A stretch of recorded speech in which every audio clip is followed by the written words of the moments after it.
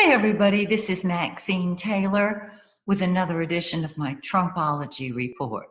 And there's been so much going on lately. I wasn't sure whose chart to do.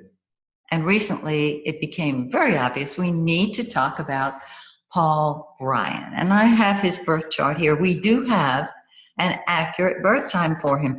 Those of you who study astrology, here's his data. He was born January 29th, 1970 at 2:37 a.m. in Janesville, Wisconsin. So we've got the accurate chart here, which is amazing because I can give you so much information. So let me tell you about what I see in Paul Ryan's chart. Now, keep in mind that a chart is neither good nor bad. It is, and it's up to the person whose chart it is, the native of the chart, to live up to the potential inherent in the chart. In other words, we don't know which way a particular planet is going to manifest because we always have our free will, and there is nothing more powerful than a made-up mind. So as I give you the potential, and I've given you the potential for so many people in the Trump administration, some of you on YouTube have said, oh, this person is terrible or this person is wonderful. That's a judgment call. I'm just going to tell it like it is. You are free to interpret it as you like, of course. And my suggestion would be that you go to my YouTube channel, which you could very well be on right now, Maxine Taylor, astrologer, and scroll down to my Astrology 101 classes, which I did on the Atlanta Interfaith Broadcasting TV network. These shows that I did for them take you step by step through the interpretation of anyone's birth chart. And I hope it's very helpful to you. Also, if you do not have your own birth chart, an actual copy of your own real, sure enough birth chart, just contact me. MaxineTaylor.com is my email address, my website address. Just write me a little note. Send me your birth data. That is your month, day, and year, the city and state, and the exact time you were born. And I will email you a printout of your actual chart. This is not an interpretation. It is the actual chart, and you can follow by going to my Astrology 101 TV shows. Okay, here we go. Paul Ryan. Well, first of all, the biggest thing I saw, the first thing I saw when I looked at his chart was this Neptune, right smack dab on the ascendant. For those of you studying astrology, his ascendant is 0, Sagittarius 38. Neptune is 0, Sagittarius 35. I would say with a 3-minute difference between the two, which is minuscule. Neptune, of course, is right on his ascendant. And you can see that in his face. Neptune is the dreamer. Neptune is the idealist. Now, in Sagittarius, with a Sagittarius ascendant, this is a person who is a person of truth, who is looking for the truth. Neptune is the idealist. So perhaps in this case, Paul Ryan is the idealist. Neptune can be divine inspiration or just totally spaced and out of it. It can manifest any way the native chooses. From the minute I saw Paul Ryan, I saw this kind of dreamy look in his eye. And there it is right there. With Neptune on the ascendant, you can be anything you want. Neptune is, as I said, divine inspiration. It's make-believe. It is costumes, it's music, it's smoke. Trying to grab hold of Neptune is like trying to grab hold of a handful of smoke. And Neptune can be on the ascendant or in the first house, as you can be anything you want to be. And I do think that from what I've seen of Paul Ryan, he is an idealist and he believes in his truth. We may not agree with his truth, but he believes in his truth. And there is the idealist And that's what he is, an idealist for truth, sitting right there on his ascendant. Incredible. Now, moving along here, let's look at his second house.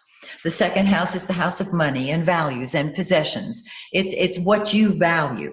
He has Mercury in his second house in Capricorn. That's a very practical placement for Mercury. Mercury is our conscious mind. I always say it's our mouth and our mind. It's what we think about and what we talk about. And in the second house, we think about money, we talk about money, and that's what he is thinking about and talking about, as well as his values. Now, his Mercury is in 15 Capricorn. So it's a very practical place for Mercury. Practical, logical, you know, he thinks logically, he thinks practically, which is great. Now that's diametrically opposed to his Neptune and Sagittarius on the ascendant that says, yeah, but someday the idyllic situation will come and I will bring it about.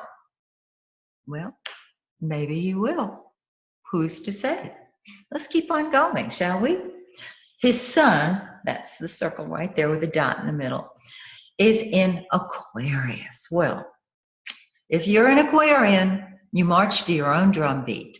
I have not seen any two Aquarians alike. They're like, once you're born, the mold is broken. The Aquarian is the humanitarian who believes that what's good for the whole is good for the individuals within the whole. And some people have said, well, isn't that socialism? Every Aquarian is not a socialist. And every Aquarian knows that what is best for the whole will ultimately be best for the individuals. Okay. If you're an Aquarian, you ask yourself at least once a week, am I crazy or is the world crazy? And some of you are laughing and saying, I do it once a day.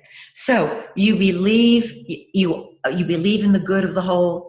You are a humanitarian, and the sun is the center of our life. So wherever the sun is, that's the center of your life. It's in his money house.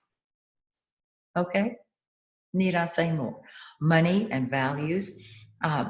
Venus is our next planet. My handwriting is atrocious. His sun is in 9 Aquarius. Venus is in 10 Aquarius. His third cusp is 10 Aquarius. Venus is love and beauty and money.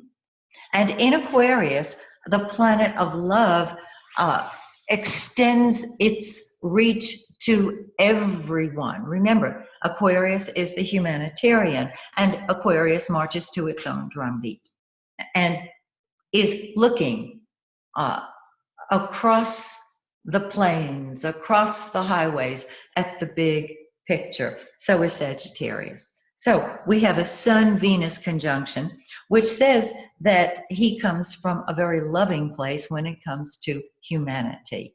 The Sun-Venus conjunction, if you have that in your chart, you love yourself. And you know the blessing in that? If you love you, others love you.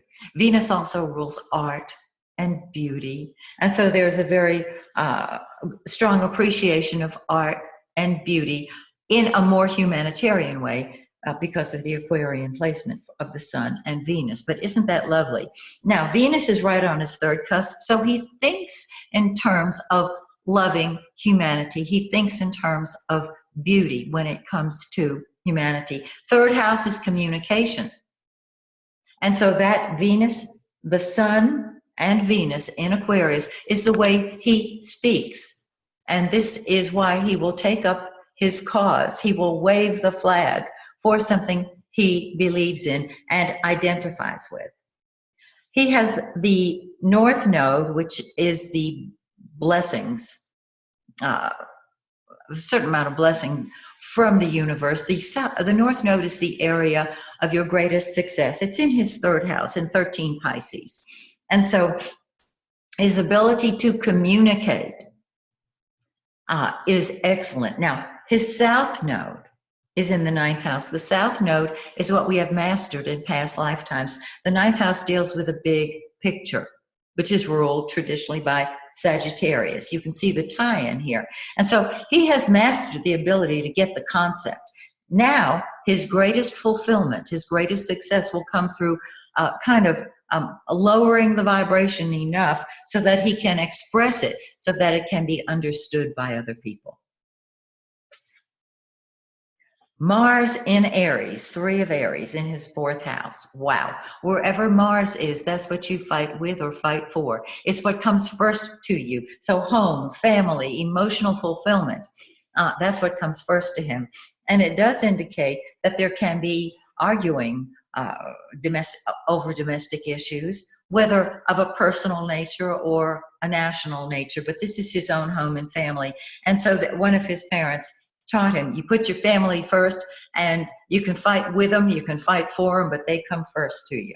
Saturn, the planet of reality, the should or ought to relatives in our lives, is what is represented by Saturn.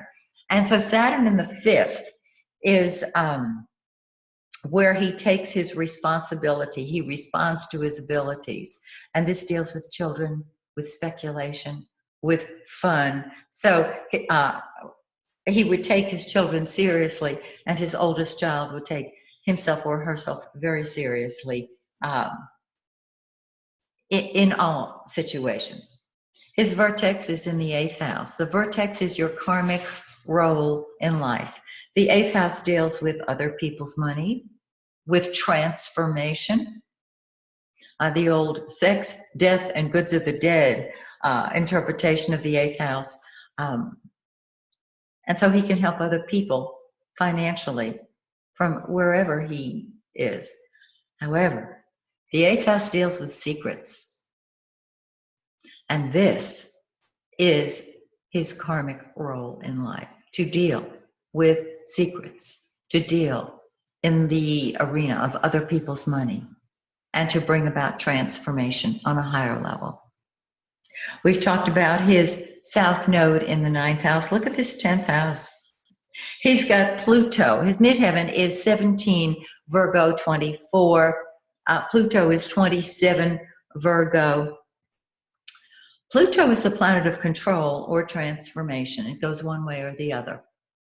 Pluto is the controlling female authority figure in the life, whether it's mother or grandmother. So that's where he got this from. He would be a very powerful figure in the world. He is Speaker of the House that does it. So he was told to control from a position of leadership. Now, before you jump off the edge on that one, hang on. Uranus is in the 10th house also. I'll get to that in a second.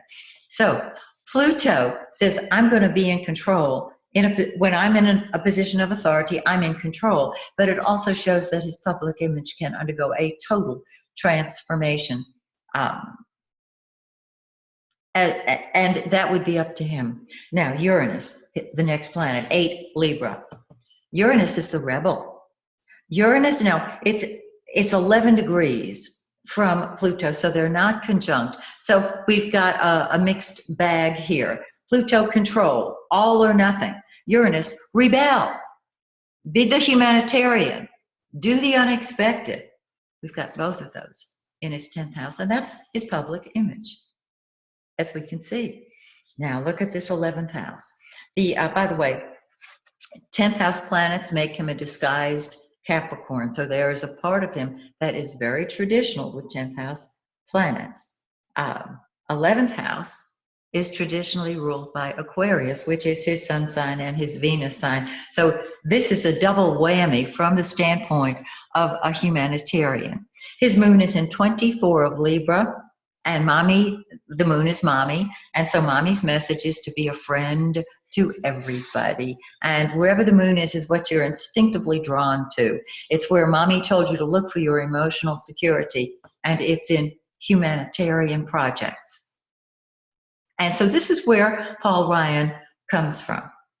In addition, he has Jupiter, the great benefic, that brings blessings and expands everything it touches in Scorpio, all or nothing Scorpio. Jupiter in the 11th house means great many friends and blessings through friends. But friendship is very important, and the qualities of the Aquarian are amplified by having both the moon and Jupiter in his 11th house. They are not conjunct either. They're 11 degrees apart. So they can act independently. So on the one hand, he's very drawn to groups and has an emotional attachment to them. And with Jupiter there, he knows that he sees people as his friends. So that's Paul Ryan. I find him fascinating. It will be very interesting to see how he goes forward. Today is March 11th, 2017. We're going to have a full moon tomorrow. It's on his Pluto in his 10th house. The health care bill is up to be voted on. Paul Ryan did a PowerPoint presentation the other day, yesterday I think it was, on the new health care bill. The full moon on his Pluto is going to activate his whole 10th house. Be looking for it. So, till we meet again, this is Maxine Taylor saying, may the stars shine brightly on you and yours, and may the stars shine brightly on the United States of America.